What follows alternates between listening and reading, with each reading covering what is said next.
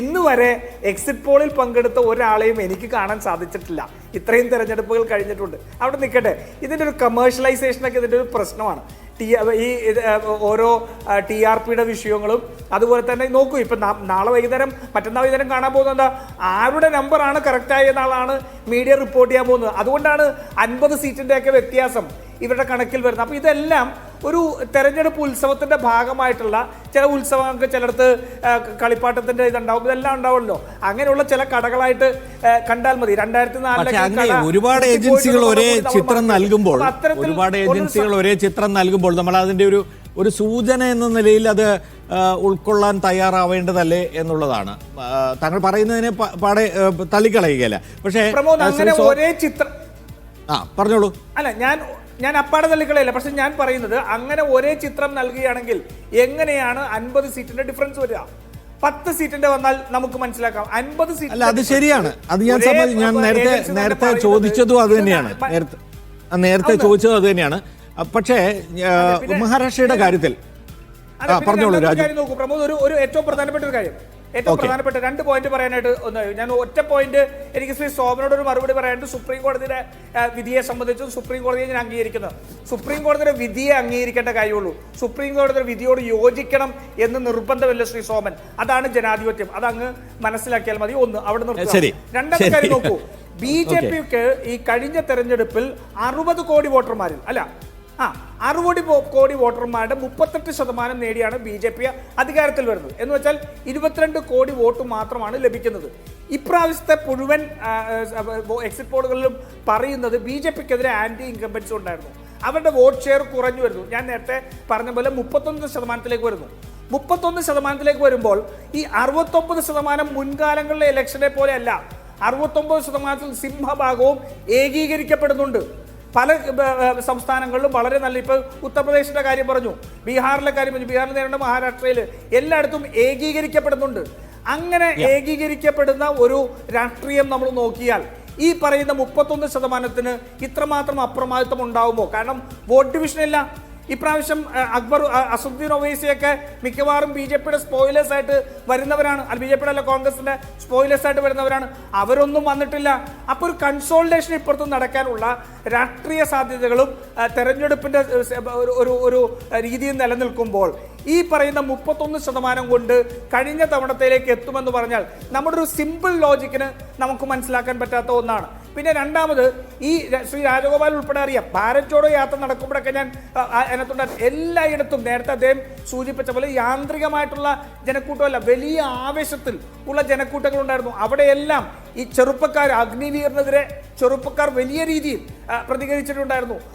കർഷകരുണ്ടായിരുന്നു, ദളിതുകാരുണ്ടായിരുന്നു. ഇവരുടെ എല്ലാവരുടെയും ഒരു മൂഡ് ഈ BJPയുടെ എതിരായിട്ട് നിൽക്കുമ്പോൾ ഇത്തരത്തിൽ ഒരു ഹിന്ദി ഹാർട്ട്ലാൻഡിൽ പോലും ഒരേ സ്വഭാവത്തിൽ അല്ലാത്ത റിസൾട്ടാണ് പറയുന്നത്. ഇപ്പൊ രാജസ്ഥാൻ 7 സീറ്റ് വരെ ജയിക്കാമെന്ന് പറയുന്നു, ബീഹാറിൽ 10 സീറ്റ് വരെ പറയുന്നു, ജാർഖണ്ഡിൽ 4 സീറ്റ് വരെ ജയിക്കാമെന്ന് പറയുന്നു.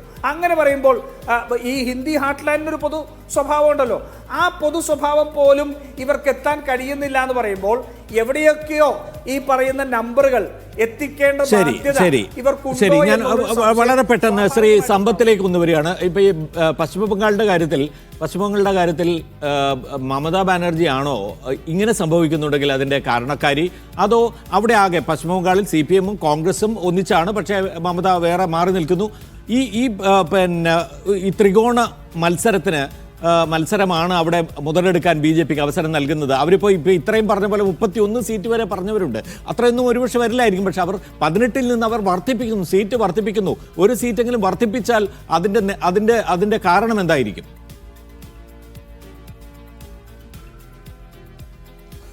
പശ്ചിമബംഗാളിൽ BJP ഒരു സീറ്റെങ്കിലും വർദ്ധിപ്പിച്ചാൽ അത് അവർക്ക് നേട്ടമായി അവകാശപ്പെടാൻ കഴിയുമെന്നുള്ള കാര്യത്തിൽ ഒരു തർക്കവുമില്ല.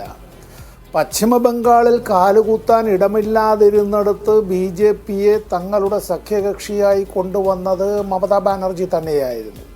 BJP അവിടെ പാർലമെൻറ്റ് തെരഞ്ഞെടുപ്പുകളിൽ മുമ്പ് ഗൂർഖാലാൻഡ് ഒരു പ്രത്യേക രാഷ്ട്രമാക്കണമെന്ന ആവശ്യത്തെ അംഗീകരിച്ചുകൊണ്ട് തന്നെ തെരഞ്ഞെടുപ്പിൽ മത്സരിക്കുകയും അങ്ങനെ തന്നെ ഗൂർഖാലാൻഡിൻ്റെ ആവശ്യത്തെ അംഗീകരിച്ചുകൊണ്ട് തന്നെയാണ് BJPയുടെ സ്ഥാനാർത്ഥിയായി ജസ്വന്ത് സിംഗ് മത്സരിച്ച് വിജയിക്കുന്നതും പാർലമെൻറ്റിലേക്ക്. ഇപ്പോൾ ഈ തെരഞ്ഞെടുപ്പിൽ തൃണമൂൽ കോൺഗ്രസിനെ ഒരു ഭാഗത്തും BJPയെ മറുഭാഗത്തും ചെറുത്തുകൊണ്ട് പ്രതിരോധിച്ചുകൊണ്ട് അല്ലാതെ അവിടെ ഇന്ത്യ മുന്നണിയിലെ CPIM-നും കോൺഗ്രസിനും അല്ല, ഇനി ചെറിയ ഗ്രൂപ്പുകളുണ്ടെങ്കിൽ അവർക്കും പ്രവർത്തിക്കാൻ അങ്ങനെ അല്ലാതെ കഴിയില്ല പശ്ചിമ ബംഗാളിൽ. അതുകൊണ്ട് തന്നെയാണ് ഈ തെരഞ്ഞെടുപ്പിൽ മറ്റൊരു കാര്യം, ഈ തെരഞ്ഞെടുപ്പിൽ നിശ്ചയമായും അവിടെ CPIM-നും കോൺഗ്രസിനും പശ്ചിമ ബംഗാളിൽ നിന്ന് പാർലമെൻറ്റ് അംഗങ്ങൾ ഉണ്ടാവും. വേറൊന്ന് ഞാൻ പറയാൻ ആഗ്രഹിക്കുന്നത് നിർത്തുന്നതിന് മുമ്പ്, ഈ തെരഞ്ഞെടുപ്പ് ഫലത്തെ സംബന്ധിച്ച് നമ്മൾ മറ്റന്നാൾ ചർച്ച ചെയ്യും. ആ ചർച്ചകൾ മുമ്പോട്ട് പോകും. വിജയിച്ച ആളുകൾ അവരുടേതായ വാദ്യഘോഷാദികൾ ആ തെരഞ്ഞെടുപ്പിൻ്റെ അത് തങ്ങളുടേതായ കഴിവ് ജനമെല്ലാവരും അംഗീകരിച്ചു എന്നുള്ള നിലയിലേക്ക് പറയും. ഭൂരിപക്ഷം അക്കാര്യത്തിൽ വോട്ടിംഗ് ശതമാനത്തിൽ ലഭിച്ചില്ല എങ്കിൽ പോലും തെരഞ്ഞെടുപ്പുകളിൽ അങ്ങനെ ലഭിച്ചിട്ടില്ല. ഏറ്റവും കൂടുതൽ വോട്ട് കിട്ടുന്നവരാണ് ജയിക്കുന്നത്. ആ ഒറ്റ കാരണത്താൽ മാത്രം പരാജയപ്പെട്ടവർ വയ്ക്കുന്നതായിട്ടുള്ള മുദ്രാവാക്യം, ഇനി NDA മുന്നണി പരാജയപ്പെട്ടാൽ അവർ വയ്ക്കുന്നതും അതുകൊണ്ട് തന്നെ തീരുന്നു എന്നുള്ള അർത്ഥത്തിലല്ല. ഒരു ഭാഗത്ത് വർഗീയത, തീവ്രവർഗീയത, അത് ഭൂരിപക്ഷ വർഗീയത, അത് വല്ലാതെ സമ്മേളിക്കുമ്പോൾ അതിനെ തീവ്ര ദേശീയതയുമായി കൂട്ടിക്കുഴയ്ക്കാനായി അവർ എല്ലാ പരിശ്രമവും നടത്തുമ്പോൾ പണ്ഡിറ്റ് ജവഹർലാൽ നെഹ്റു പറഞ്ഞിട്ടുള്ളതുപോലെ ഈ ഭൂരിപക്ഷ വർഗീയതയും ദേശീയതയും വേർതിരിച്ചറിയാൻ തന്നെ വല്ലാതെ പ്രയാസപ്പെടേണ്ടി വരും.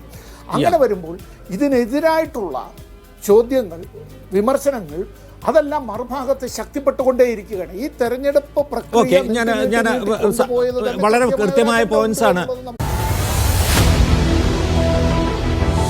എണ്ണിപ്പറയും ഓരോ വോട്ടും. June 4 media 1-നൊപ്പം.